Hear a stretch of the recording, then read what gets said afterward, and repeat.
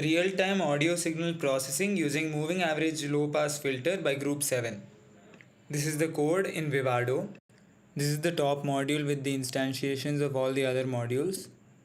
This is the code for the low-pass moving averages of different lengths. This is the module that facilitates communication with the ADAU1761 chip.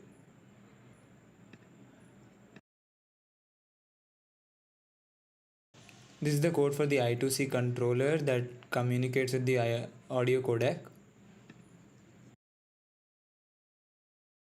This is the lookup table for all the configuration data.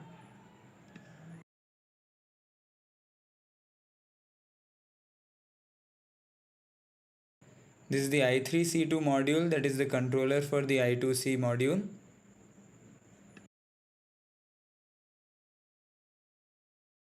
This module produces the clock, and this module has all the signals defined.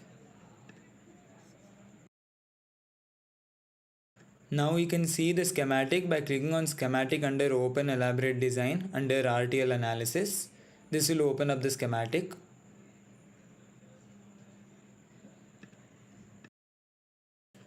We will now run synthesis of the design by clicking on run synthesis under synthesis. Click OK and then click OK.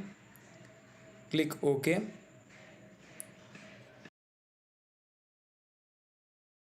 This process will take some time and we have sped it up at 2x. The audio will be sampled at a rate of 48 kHz. Once this is done, we can click on Open Synthesized Design, which will show us the synthesized design. Here we can see all the pin connections that were being made to the I/O ports. We can also see the schematic by clicking on schematic under the synthesis. This shows us all the blocks that are present inside the design that will be synthesized in the PL. We will now click run synthesis and then click OK. This process will take some time.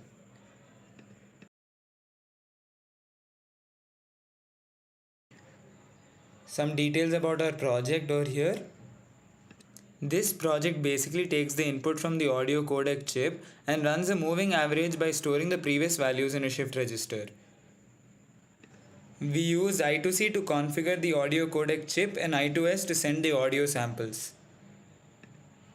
Once the process is complete, we can open the implemented design by clicking OK and then yes.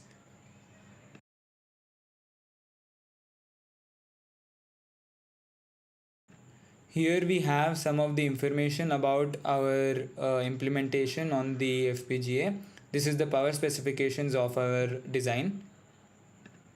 We can now click on generate bitstream to start the bitstream creation, which will be loaded onto the FPGA. We can click on hardware manager and click OK to open the hardware manager for loading the bitstream. This is the audio codec chip that's at the back of the FPGA. As we can see here, we are giving an input of 6 kHz audio signal through the input and playing the output on a speaker. By changing the filter, we can see that the 6 kHz signal vanishes because the cutoff frequency of the first filter is 6 kHz.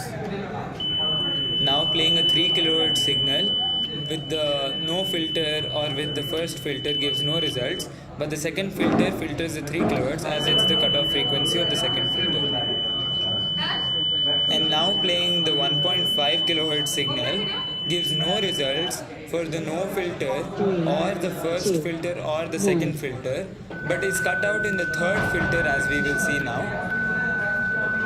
because the cutoff frequency of the third filter is 1.5 kHz.